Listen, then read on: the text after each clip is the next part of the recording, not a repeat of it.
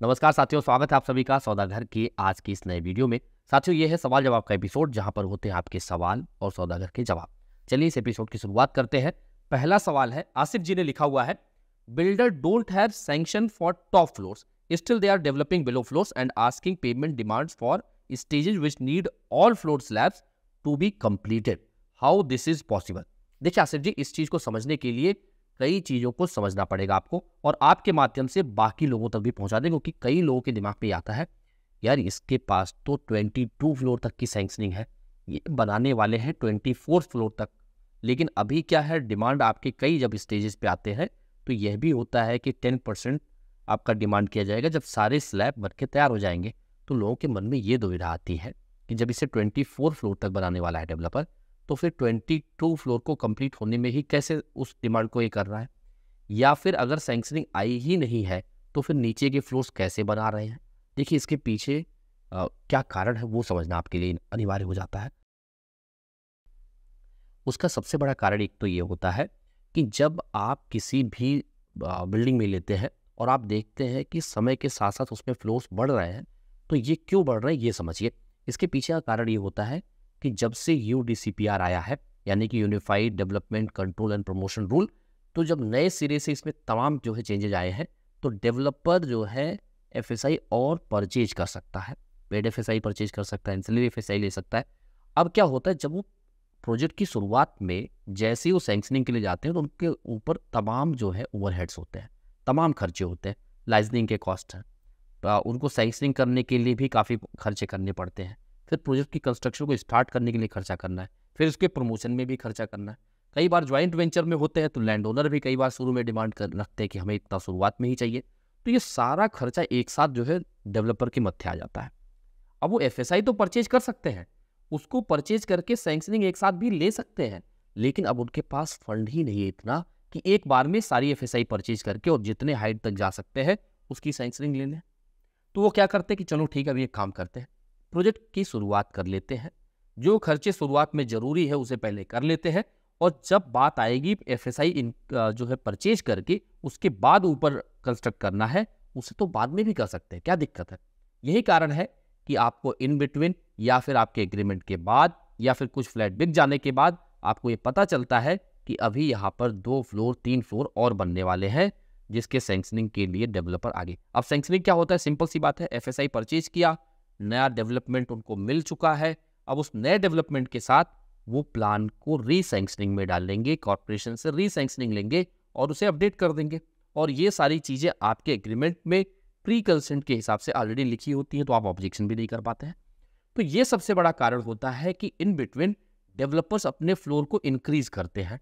और इसके साथ साथ जब आप बात कर रहे हैं कि कैसे वो डिमांड कर सकता है, तो करंट सैंक्शनिंग के हिसाब से 22 फ्लोर 20 फ्लोर वट एवर जो उसने आपको बताया होगा वो उनका सैंक्शन फ्लोर है। तो उस सैंक्शन फ्लोर तक का अगर काम हो रहा है या वहां तक के किसी भी स्टेज की बात आ रही है तो वो आपसे डिमांड कर सकते हैं। जब वो 24th फ्लोर तक का सैंक्शनिंग आ जाएगा और वहां पे कुछ होना है उसके बाद आपसे डिमांड करना है, तब वो लीगली आपसे डिमांड नहीं कर सकते। लेकिन अभी तो on paper 22nd floor he top floor है, 20 फ्लोर ही टॉप फ्लोर है, जो भी टॉप फ्लोर आपको बताया गया है जो सैंक्शनड है, तो वहां तक के हिसाब से तो वो आपसे डिमांड कर ही सकते हैं। तो ये कहीं ना कहीं एक कारण है जिसकी वजह से आपके मन में कन्फ्यूजन रहता है। अब बात आती है क्या ऐसा होना सही है या नहीं। देखिए, जब इस तरीके से FSI परचेज करके उसमें चेंजेस किए जा सकते हैं, प्लान में FSI को लोड किया जा सकता है, तो इसे इनलीगल कहना गलत होगा।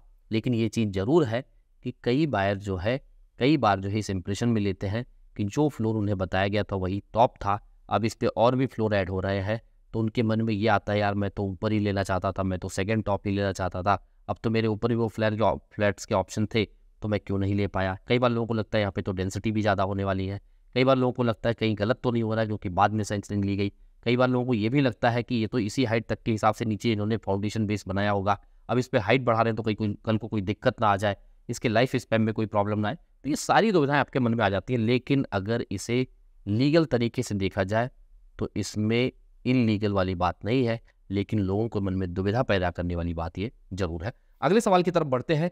प्रवीण बाड़ जी है, इन्होंने लिखा है, सर मेरा 50 से 55 लाख बजट था, मेरा जॉब मुंडवा में है, तो हांडेवाड़ी, हड़पसर, धानोरी दोनों में से कौन सा ज़्यादा सही लोकेशन है? आप इसके बारे में मेरी मदद कर सकते हैं क्या? देखिए प्रवीण जी, पहली चीज़, अगर आप मुंडवा में जॉब कर रहे हैं तो आपके लिए जो आप लोकेशन शुरू में बता रहे हैं हांडेवाड़ी, हड़पसर, ये ज़्यादा आसान होगा आपके लिए ट्रेवल करने के हिसाब से। अगर आप धानोरी परचेज करने जा रहे हैं तो वो दूर हो जाता है। धानोरी से कोई डायरेक्ट रोड भी ऐसा नहीं है जो मुंडवा आपको डायरेक्ट कनेक्ट कर दे, क्योंकि धानोरी के लिए या तो आप विश्रांतवाड़ी घूम के आएंगे, या तो आप कलवड़ बस्ती से आएंगे, या तो आप लोगांव से होके आएंगे, और वहाँ पे ट्रैफिक की सिचुएशन क्या है सबको पता है। जो लंबे समय से 509 जो चौक का रोड है वो पेंडिंग है, उसे भी बनता हुआ दिख नहीं रहा है। बीच में बात आई थी कि जो रनवे है उसे 2000 मीटर से, यानी 2 किलोमीटर से 2500 मीटर, 2.5 किलोमीटर तक किए जाने की बात चल रही थी। अगर वो होता है तो वहाँ से एक बाईपास बनाने की बात चल रही थी, लेकिन फिर भी आप 509 चौक तक नहीं आते हैं। आप कलवड़ बस्ती से एक एक्स्ट्रा बाईपास हो जाएगा, जो एग्जिस्टिंग रोड है वो थोड़ा वाइड होके और शिफ्ट हो जाएगा।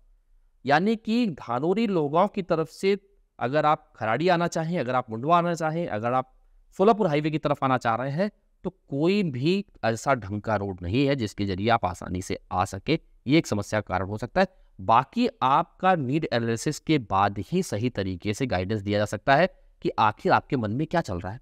क्या कहीं फंड का इशू है? क्या कहीं आपको बड़े स्पेस में वहाँ पे मिल नहीं पा रहे हैं? क्या कोई रेपुटेड डेवलपर नहीं मिल पा रहा है? या आपके मन में और क्या दुविधाएं हैं?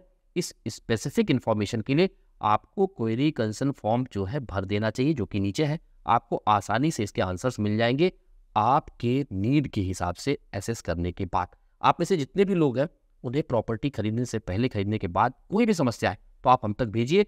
ये हमारे पास एक तरीके से इतना क्वेश्चंस का क्वेश्चनर, इतने कोर्स बन जाते हैं कि उसके जवाब को ढूंढते ढूंढते हमें भी तमाम इन्फॉर्मेशन जो है मिल जाता है। तो हमें भी ग्रो करने में, हमें नॉलेज दिलाने में ज़्यादा मददगार साबित होता है।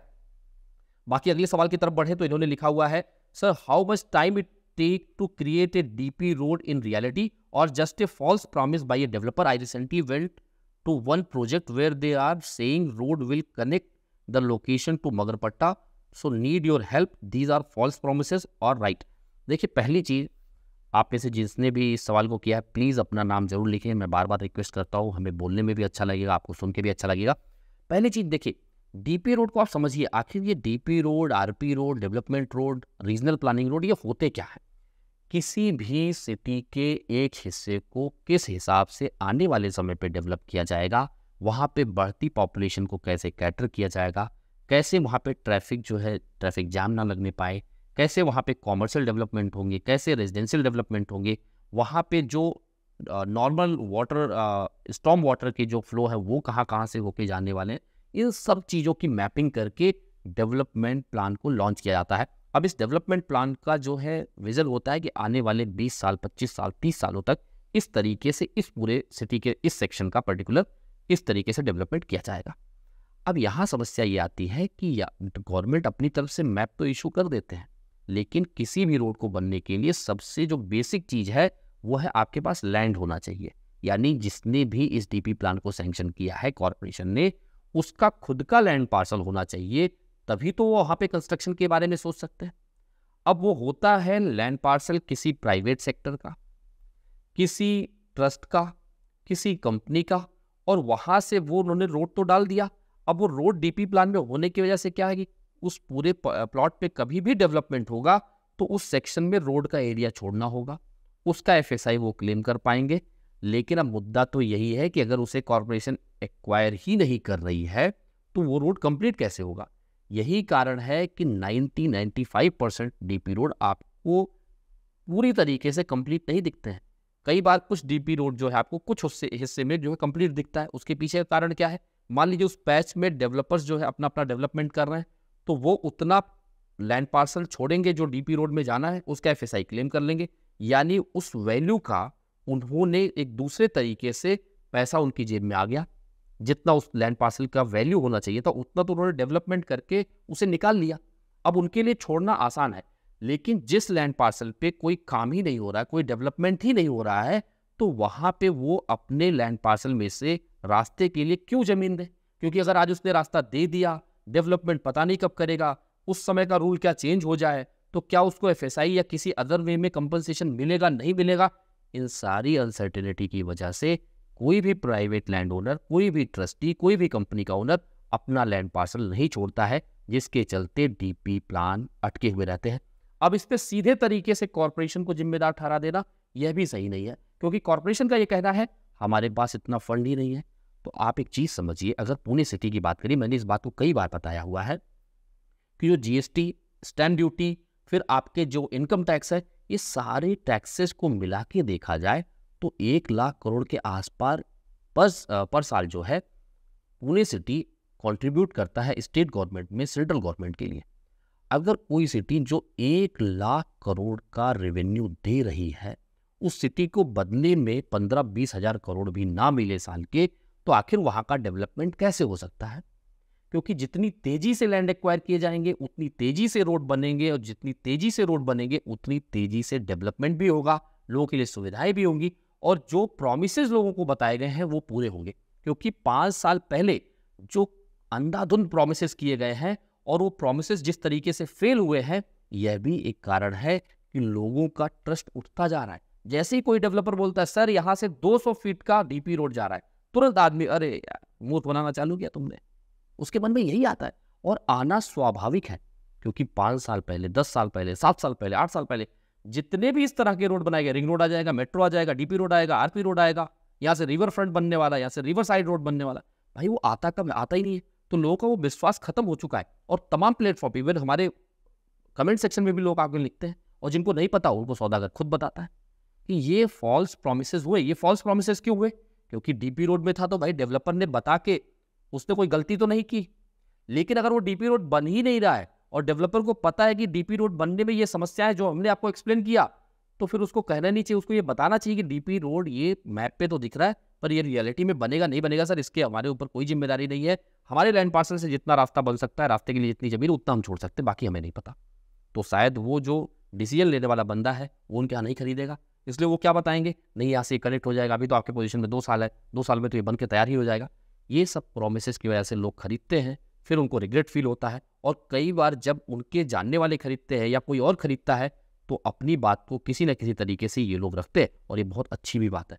आपके मन में भी ऐसा कुछ एक्सपीरियंस है, कुछ आपने भी फेस किया है, तो वो भी आप हमें कमेंट सेक्शन में लिख के बताएं, जिससे जितने ज़्यादा से ज़्यादा लोग इसे देख पा रहे हैं उन तक ये चीज़ें पहुंच पाए, आपका एक्सपीरियंस ज़्यादा से ज़्यादा लोगों तक पहुंच पाए, जिससे कि लोगों का बाइंग डिसीजन सही हो पाए। जितना ज़्यादा इंफॉर्मेशन होगा उतना लोगों को रिग्रेट कम होगा, अपॉर्चुनिटी लॉस कम होगा, क्योंकि गलत जगह परचेज करके अगर आप बाद में उसे करेक्ट करना चाहेंगे तो ये रिवर्सिबल प्रोसेस नहीं है, आप इसे करेक्ट नहीं कर पाएंगे, आपकी जेब से पैसा निकल चुका होगा, और कहीं ना कहीं आप सिर्फ पश्चाताप में, रिग्रेट में ही आगे चलना अच्छा महसूस करेंगे। उम्मीद करते साथियों आप सभी को सौदागर का प्रयास पसंद आ रहा होगा। अगर आपको पसंद आ रहा है तो वीडियो को लाइक शेयर कर दीजिए। अगर आपने अभी तक अपने चैनल को सब्सक्राइब नहीं किया है तो सब्सक्राइब करें, जिससे हमें प्रोत्साहन मिले और आप तक लगातार नए नए कंटेंट लाते रहें। आपके भी मन में कोई दुविधा है तो उसे भी कमेंट सेक्शन के जरिए आप हम तक पहुंचा सकते हैं, या फिर क्वेरी कंसर्न फॉर्म का लिंक भी डिस्क्रिप्शन में आप लोगों के लिए दिया गया है।